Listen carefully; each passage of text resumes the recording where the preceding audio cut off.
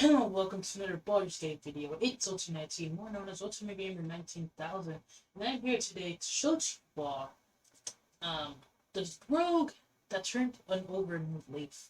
You know, he literally found God.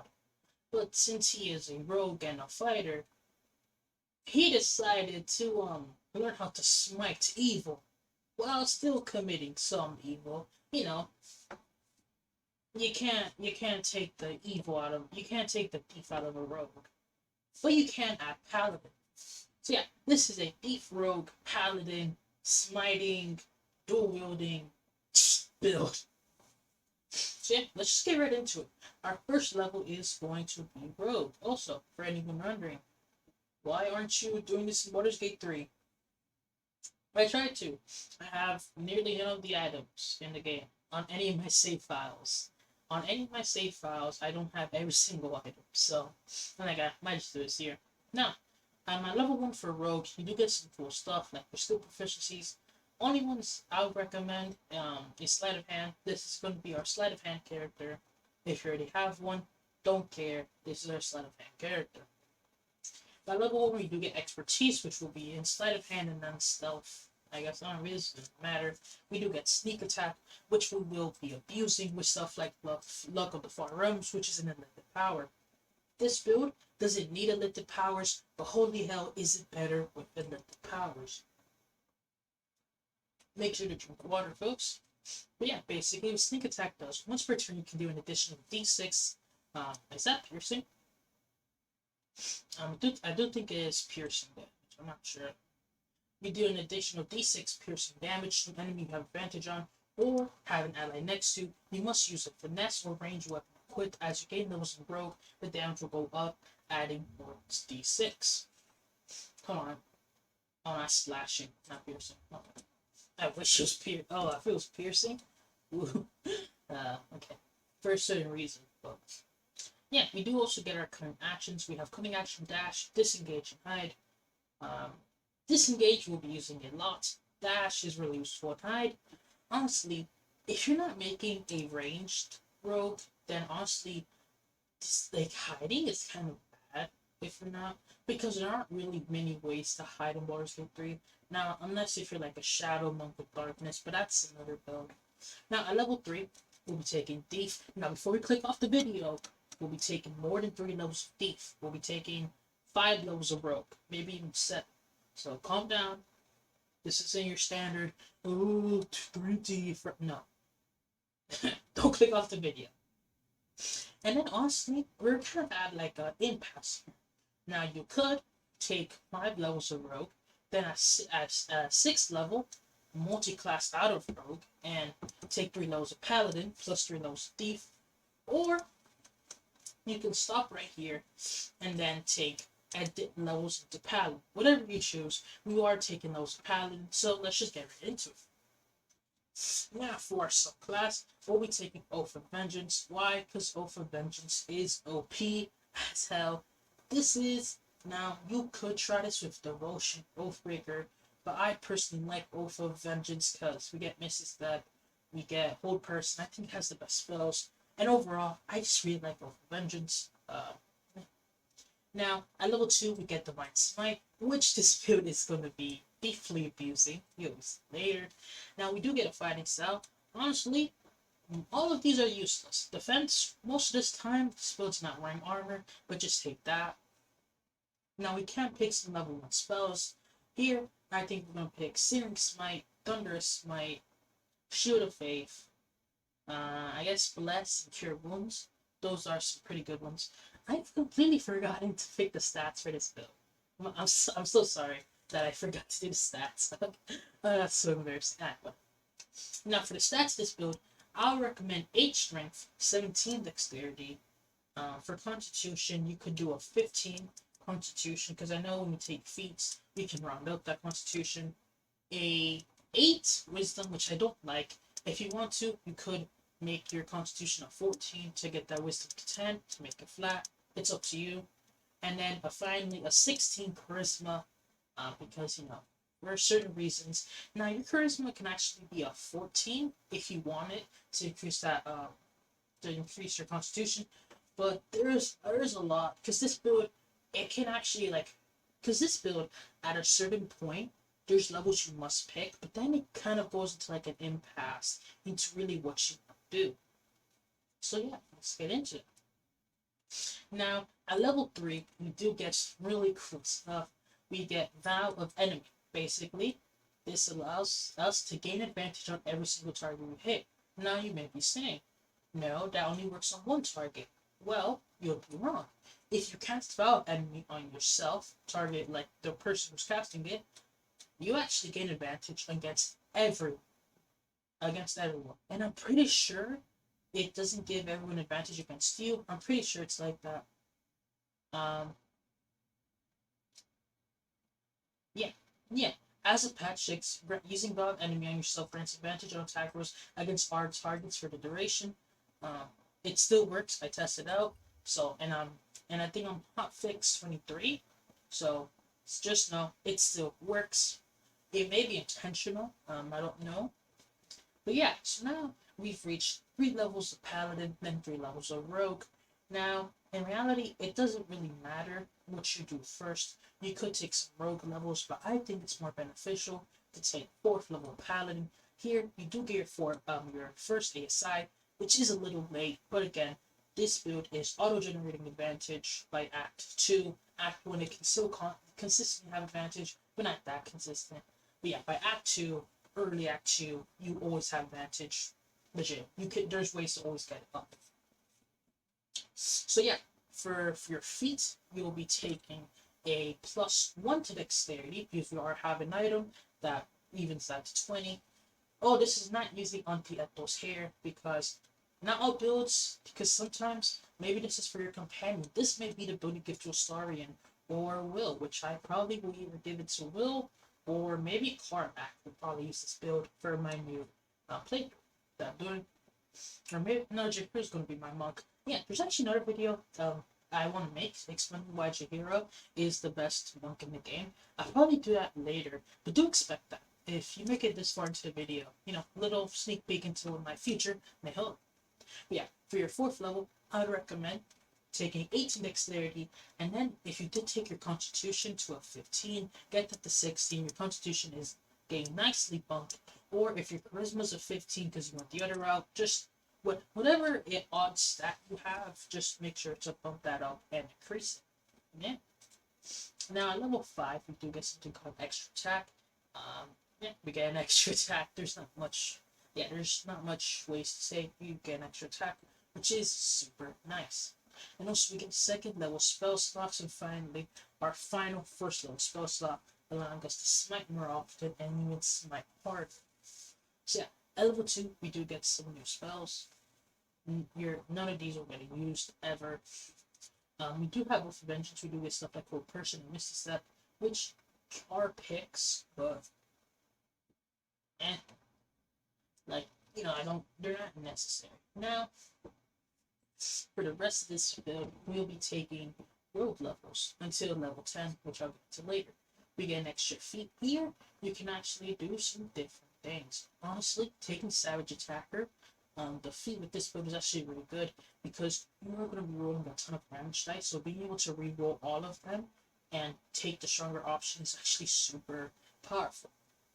At level 5, again, Uncanny Dodge and your Sneak Attack goes up to 3d6 now. And Uncanny Dodge allows you to, as a reaction, you take half damage of the hit, which is actually super nice and really good survivability. Now, I'll go into the items before I go to the last 2 levels, because honestly these levels, they're weird how they scale out. One of the first items you get are the Bracers of Defense. Basically, if you're wearing no armor, you get a +2. Extremely powerful, and we're not going to be wearing much armor. Next, we get the Knife from the Undermountain King. This will be our forever knife. This will be using this to the beginning to the end of the game. It can be gained in Act 1, or Act 1.5, some people call it, and then get hit fresh if you go to this row. So yeah, basically, if you don't know what it does, let me read it out for you. Reduce the number you need to roll a critical hit while attacking by 1. Extremely powerful, because we have a lot of advantage, so when they roll 2 or less on damage, reroll the dice, take the highest result. Basically, it's free Savage Attacker, but just for the weapon, which is worse, but I still recommend taking Savage Attacker. You have advantage on attack rolls against light or heavily targets while using this blade. So yeah, too good. Also, you get Flourish, which you'll never be using, but it's there. Next, we also get Sword of Life Stealing. Now, this is only available in Act 2 and Last Night In by damage, so don't kill the tieflings. Control yourself if you're a Mandara simp. You know, control yourself, please. Now, this sword will be in your offhand, so your main hand will be the Knife of the Intermountain King, then this will be in your offhand. Yeah, and it reads, Life Stealing crit. On a critical hit, the target takes an extra 10 necrotic damage as long as it is in construct or undead. You also gain 10 temporary hit points. Yeah, I mean, this allows you to crit more often. We have a lot of advantage by this point where we get this weapon. Yeah, we're going to be critting a decent amount. Next, we get the Graceful Clock, which can be found in Act 1, so near the Githyanki Fresh by Lady Esther. I usually go, she's always dead in all my runs because trying to buy a child is messed up. But before you kill her, even after, I think if you do kill her, she still drops it. So no matter what way you take it with her, you will get this.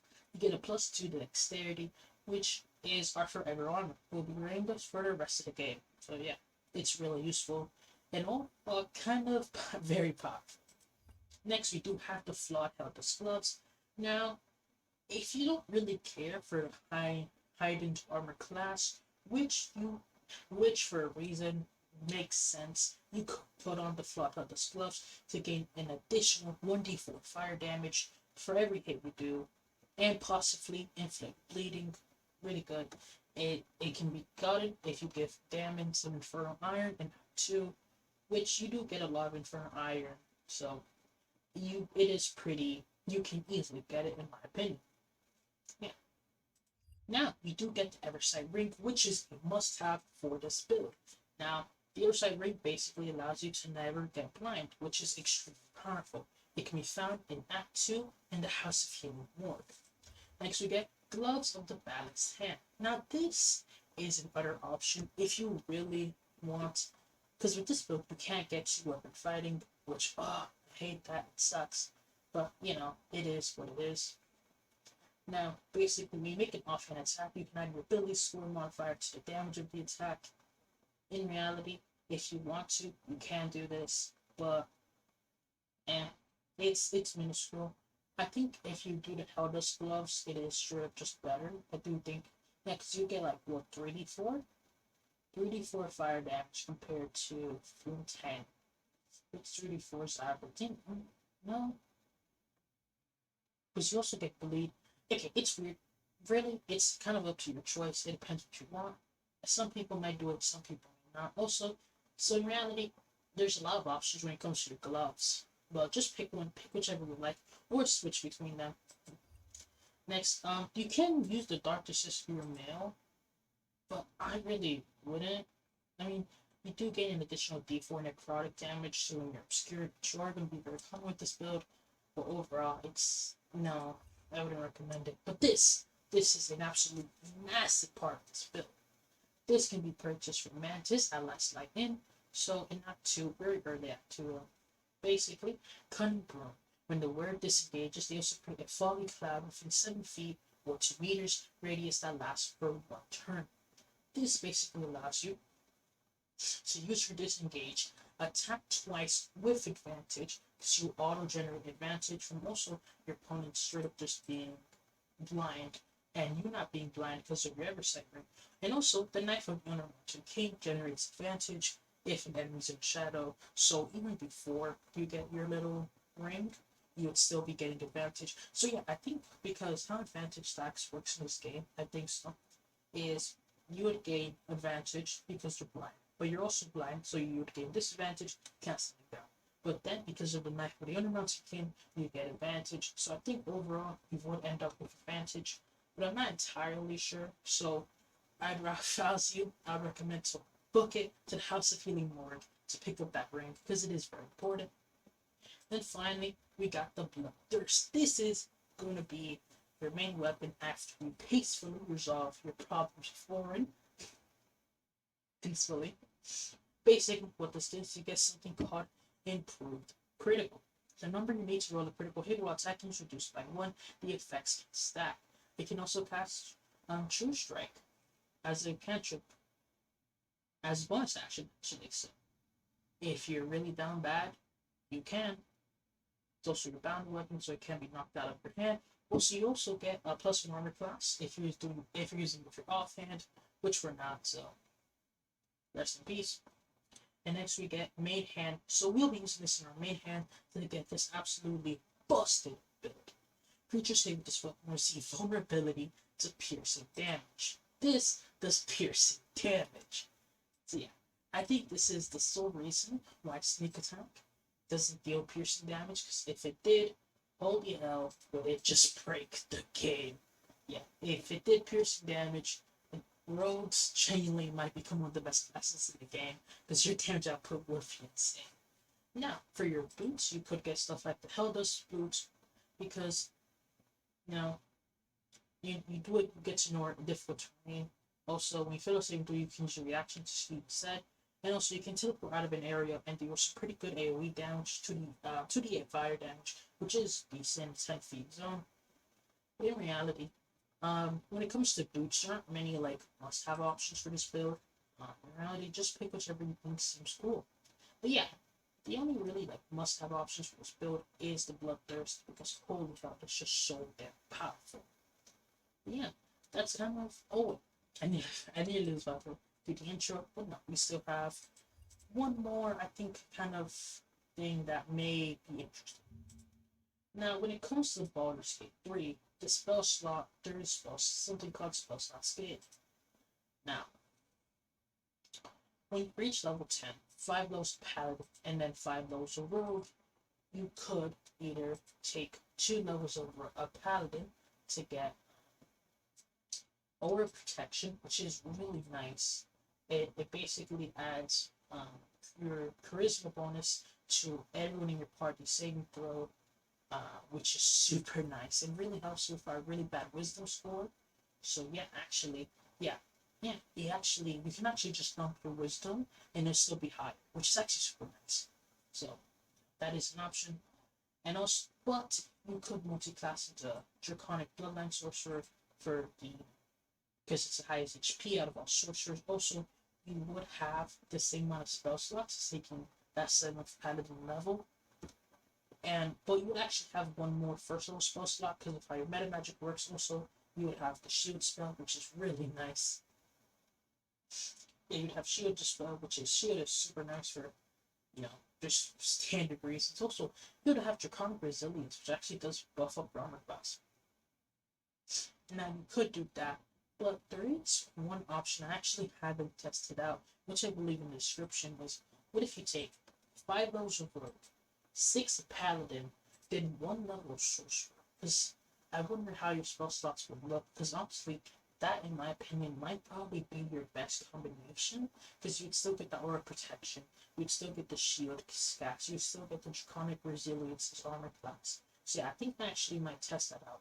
Check the description down below for the answer to that. But yeah, that's also all for this build. This build is a very powerful build that can generate crits decently easily.